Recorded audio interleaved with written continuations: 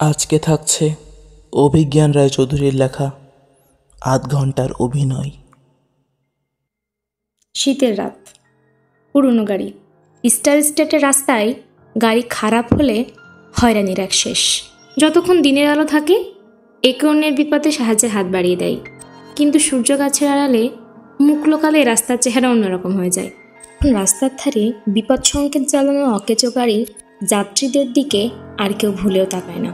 কে জানে গাড়ির মধ্যে বন্দুক হাতে হয়তো কোনো আত্মাই বসে আছে। তাই এসব ভেবেই স্টেট হাইওয়ে 46 দিয়ে সিনসিনাটি রওনা হয়েছিলাম।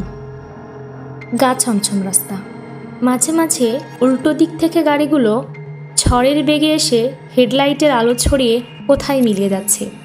দুধারে পাতা হারানো ম্যাপল, হতহর্ণ আর অ্যাশ গাছের মিছিল, এসব দেখতে দেখতে যাচ্ছি।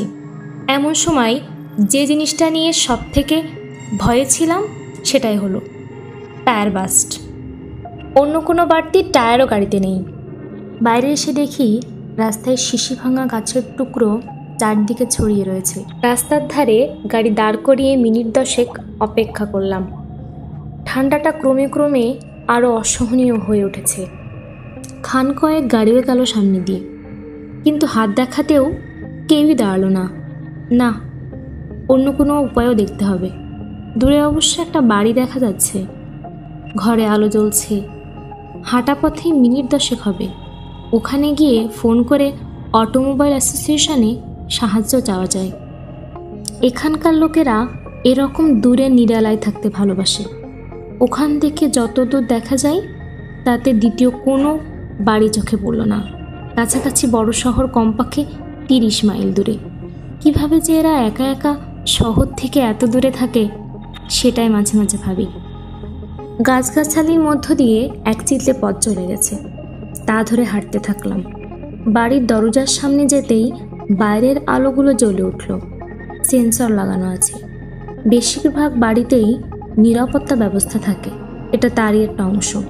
কী ধরনের অভ্যর্থনা অপেক্ষা করছে কে জানে।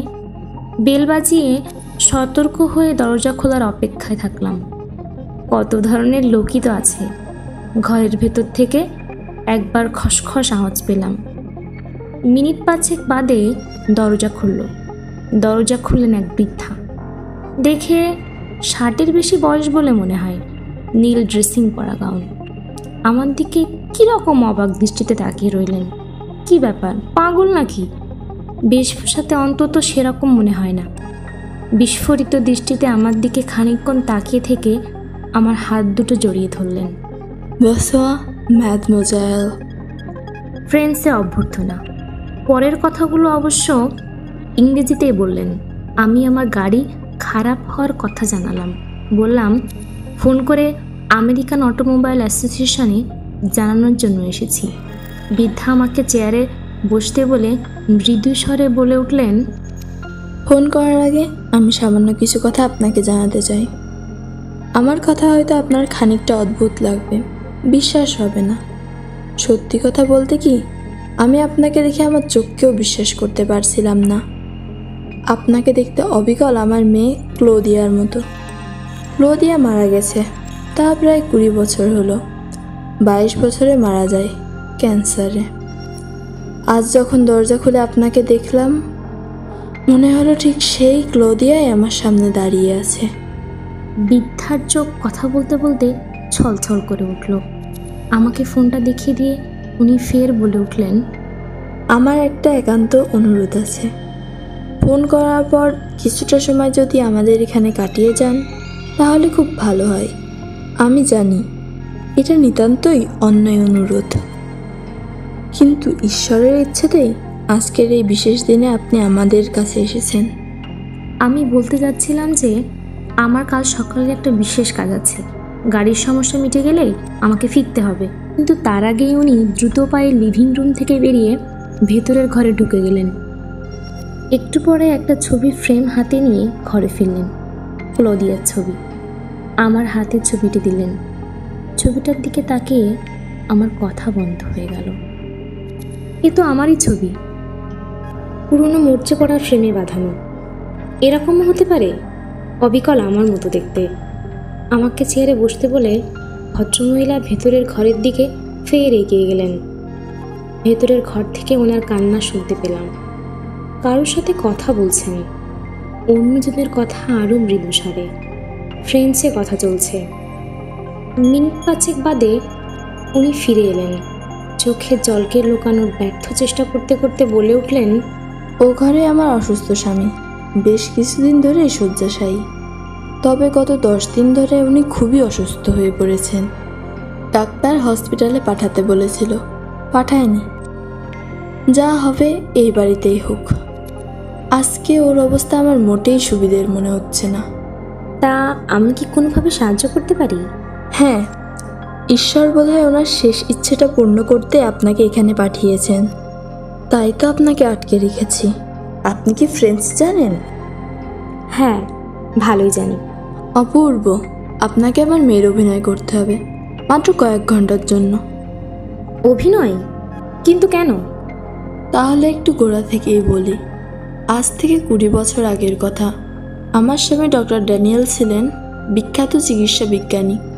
ক্যান্সারের ওপর ওর গবেষণা সারা পৃথিবীর বিজ্ঞান মহলে আলোড়ন সৃষ্টি করেছিল। কিন্তু কি ভাগ্য, আমাদেরই একমাত্র মেয়ে ক্লদিয়ার ক্যান্সার হলো, লাংস ক্যান্সার। কি করে হলো কে জানে, অমন ফুটফুটে মেয়েটার। তবে শুরুতেই ধরা পড়েছিল, চিকিৎসা চলছিল, বাইরে থেকে কিছু বোঝা যেত না। সে রাতটার কথা আমার এখনো স্পষ্ট মনে আছে। ড্যানিয়েল রাত 9টা নাগাদ ল্যাবরেটরি থেকে বাড়ি ফিরল, বেশ উত্তেজিত। এসে ক্লদিয়া কোথায় জিজ্ঞেস করলো। ক্লদিয়া তখন গরমের ছুটিতে বাড়িতেই ছিল। ড্যানিয়েল বলল, আমাদের সঙ্গে কিছু জরুরি কথা বলতে চাই। 3 জনে একসঙ্গে বসলাম। 2-4টে মামুলি কথা বলার পর ড্যানিয়েল হঠাৎ বলল, ক্লদিয়ার ওপর সদ্য আবিষ্কৃত ক্যান্সারের ওষুধ প্রয়োগ করতে চাই। এতে নাকি ক্লদিয়ার ক্যান্সার চিরদিনের মতো সেরে যাবে। আমি জিজ্ঞেস করলাম, এতে কোনো খারাপ প্রতিক্রিয়া হবে না তো? ড্যানিয়েল হেসে উড়িয়ে দিল, ও বরাবরই এরকম চূড়ান্ত আত্মবিশ্বাসী। ক্লদিয়ারও ওর বাবার উপর অগাধ বিশ্বাস। অবশ্য ওর বাবাকে আমি কখনো মিথ্যে বড়াই করতে দেখিনি। খাবার পরে রাত 10টা নাগাদ ড্যানিয়েল কতগুলো ইঞ্জেকশন দিল ক্লদিয়ার হাতে। বলল, আপাতত জ্ঞান হারালেও 2 ঘন্টা পরে ক্লদিয়ার জ্ঞান ফিরে আসবে। কিন্তু জ্ঞান আর ফেরেনি। ওর আজও বদ্ধমূল ধারণা ক্লদিয়ার জ্ঞান ফিরবে। মেয়ের মৃত্যুর পর থেকে ও কীরকম যেন হয়ে যায়। গবেষণা, ইউনিভার্সিটির চাকরি সব ছেড়ে দেয়। ওই ঘটনার পর ক্লদিয়ার মৃতদেহের পাশে পাগলের মতো বসেছিল কয়েকদিন। কফিনেও দিতে দেয়নি। কয়েকদিন বাদে ক্লদিয়াকে সমাধিস্থ করা হয়। যতদিন ড্যানিয়েল চলতে ফিরতে পারত, ততদিন রোজ সমাধির পাশে বসে থাকতো। বলতো, ক্লদিয়া ঘুমিয়ে আছে, যে কোনো সময় জেগে উঠবে। এখন ড্যানিয়েল চলতে পারে না। ডাক্তারেরা বলে দারুণ মানসিক আঘাতে ও এক দুরারোগ্য রোগের শিকার হয়েছে। ওর ব্রেন সেলগুলো দ্রুত শুকিয়ে যাচ্ছে। আমাকে আজকাল খাইয়ে দিতে হয়। কথা বলতে ওর খুব কষ্ট হয়। তারই মধ্যে ও বলে যায়, ও আসবে, ও আসবে। খানিক আগে কলিং বেল শুনে গিয়ে দেখি ওই অবস্থাতেও বলছে, ক্লদিয়া কিনা দেখো তো, পারবেন কয়েক ঘন্টার জন্য আমার মেয়ের অভিনয় করতে? আমি চাই শান্তিতে ওর মৃত্যু হোক। হাতে আর বেশি সময় নেই, পারবেন? হ্যাঁ, চেষ্টা করব। তবে এটা কি সম্ভব হবে? আপনার কোনো অসুবিধা হবে না, আমি আপনাকে সাহায্য করব। মিনিট 5 পরে আসবেন ওই ঘরে। ভদ্রমহিলার কথা মতো মিনিট 5 বাদে ভেতরের ঘরের সামনে এসে দাঁড়ালাম। পর্দা সরিয়ে ঘরে ঢুকলাম। ঘরে হালকা একটা নাইট ল্যাম্প জ্বলছে। ভদ্রমহিলা সোফায় বসে আছেন। ড্যানিয়েল খাটে শুয়ে আছেন মনে হলো। পর্দা সরিয়ে ঘরে ঢুকতেই ড্যানিয়েল ক্ষীণস্বরে বলে উঠলেন, বারবারা, দেখো তো কে, ক্লদিয়া না? না না, ক্লদিয়া কি করে আসবে? তুমি শুধু শুধু ফের এরকম বলে চলেছ। জানোই তো ক্লদিয়া কোনোদিনও ফিরে আসবে না। কে বলল আসবে না? এতদিনও ঘুমিয়েছিল, ঘুম ভাঙতেই ও এসেছে। ক্লদিয়া, কাছে আয় মা, কতদিন দেখিনি। ড্যানিয়েল বলে ওঠে। ভদ্রমহিলা ভালোই অভিনয় করতে জানেন। এবার উঠে কীরকম অবাক হবার ভান করে দরজার দিকে এগিয়ে এলেন। তারপর আমার থুতনির নিচে হাত দিয়ে মুখটা উপরের দিকে তুললেন। 2-3 মিনিট নিষ্পলকে তাকিয়ে থেকে বলে উঠলেন, ক্লদিয়া, আরে এই তো ক্লদিয়াই। আমি কি স্বপ্ন দেখছি? বৃদ্ধা কাঁদতে শুরু করলেন। আমার গালে 2 হাত বোলাতে থাকলেন আর চোখের দিকে মুগ্ধ দৃষ্টিতে তাকিয়ে রইলেন। চোখের 2 কোণ বেয়ে নামা জলের ধারা দেখে আমিও কোথায় ভুলে গেলাম যে এটা অভিনয়। মনে হলো আমিই ক্লদিয়া। ওই চোখের জলে লুকিয়ে আছে আমার আসল পরিচয়। মা বলে জড়িয়ে ধরলাম। বৃদ্ধা তখন আমার সারা গালে চুমু খেতে খেতে বলে চলেছেন, কতদিন তোকে দেখিনি। দেখ, তোর জন্য অপেক্ষা করে তোর বাবার কি অবস্থা। আমার হাত ধরে নিয়ে গিয়ে ভদ্রমহিলা একটা চেয়ারে বসালেন। ড্যানিয়েল যে খাটে শুয়ে আছেন তার সঙ্গে লাগানো। ভদ্রমহিলা ড্যানিয়েলের হাত দুটো ধরে আমার মাথায় ঠেকালেন। বলো, ক্লদিয়াকে কিছু বলো। সারাক্ষণ তো ক্লদিয়া ক্লদিয়া করো। ভদ্রমহিলা ড্যানিয়েলকে উদ্দেশ্য করে বলে উঠলেন। ড্যানিয়েলকে বলতে শুনলাম, বলেছিলাম না ও আসবে, ও আমাদের ছেড়ে থাকতেই পারে না। আয়, কাছে আয়। আর তো তোমার কোনো দুঃখ নেই বারবারা, আমারও নেই। তোমার মেয়েকে সুস্থ অবস্থায় তোমার কাছে ফের নিয়ে এসেছি। ড্যানিয়েলের কাছে এগিয়ে যেতেই ওর হাত দুটো শিথিল হয়ে খাটের উপর পড়ে গেল। ভদ্রমহিলা চেঁচিয়ে উঠলেন, ড্যানিয়েল, ড্যানিয়েল। ড্যানিয়েলের কোনো সাড়া নেই। হয়তো শেষ নিঃশ্বাসটুকু আটকে রেখেছিলেন মেয়েকে দেখার জন্য। বারবার আর কান্নার থামে না। বেশ খানিক বাদে শান্ত হয়ে ওনাকে বোঝালাম যে উনি শান্তিতে মারা গেছেন, ওনার আর কোনো আক্ষেপ নেই। বুঝতেই পারেননি যে আমি ওনার মেয়ে নই। ভদ্রমহিলা জলে ভেজা চোখ দুটো দেখলাম আনন্দের কেমন জ্বলে উঠল। মুখে একটা পরিতৃপ্তির হাসির রেখাও ফুটে উঠল। সে রাতটা ওখানেই থেকে সকালের দিকে বিদায় নিলাম। ভদ্রমহিলা যাওয়ার সময় কপালে চুমু খেয়ে বললেন, তুমি আমার মেয়ের মতো। তোমার ঋণ আমি কোনোদিনও শোধ করতে পারবো না। যখনই সময় পাবে চলে আসবে। অটোমোবাইল অ্যাসোসিয়েশন থেকে সাহায্য এসে গিয়েছিল। সিনসিনাটি পৌঁছে গেলাম সকাল 10টা নাগাদ। এখনও একা থাকলে ওই রাতের অভিজ্ঞতা মনে উকি মারে। এতটা একটানা বলে অনিলিখা জলের গেলাসে চুমুক মারল। প্রায় আধ ঘন্টা একটানা বলে যাওয়ার পর তা এটুকু বিরতিও শাগনিকের পছন্দ হয়নি।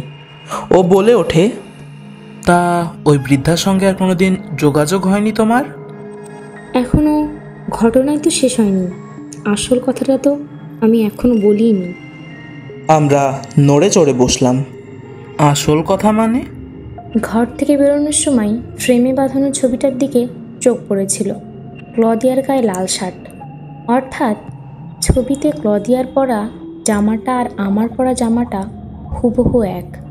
এরকম হতে পারে যে চেহারা অবিকল এক, কিন্তু জামা এক হয় কী করে? তাই তো। এক হতে পারে যদি ওটা ক্লদিয়ার ছবি না হয়ে আমারই ছবি হয়।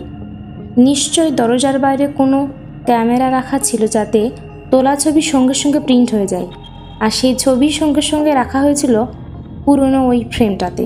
কিন্তু এসব কী জন্য? আর একটু ভাবতে খেয়াল হলো, ড্যানিয়েলের হাতটা অত ঠান্ডা লেগেছিল কেন? মৃত্যু তৎক্ষণাৎ হলে তো শরীর গরম থাকার কথা। আর তাছাড়া রাস্তাতে কাছের টুকরো এলো কী করে?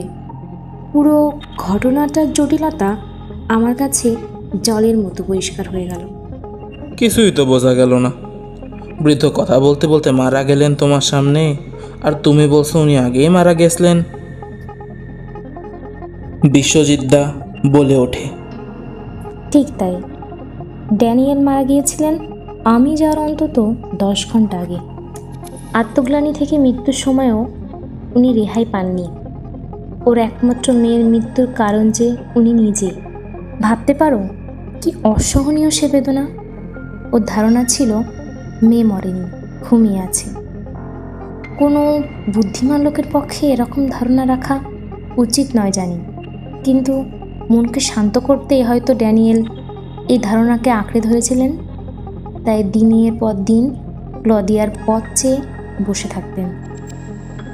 বারবারা জানতেন যে তার মেয়ে কখনোই ফিরবে না, কিন্তু মেয়ের বেঁচে থাকা ধারণাটাকে এমনভাবে আঁকড়ে ধরেছিলেন ড্যানিয়েল যে তার এই ভুল ধারণা ভাঙানো বারবারার পক্ষে সম্ভব হয়নি, বা ভাঙাতে চাননি।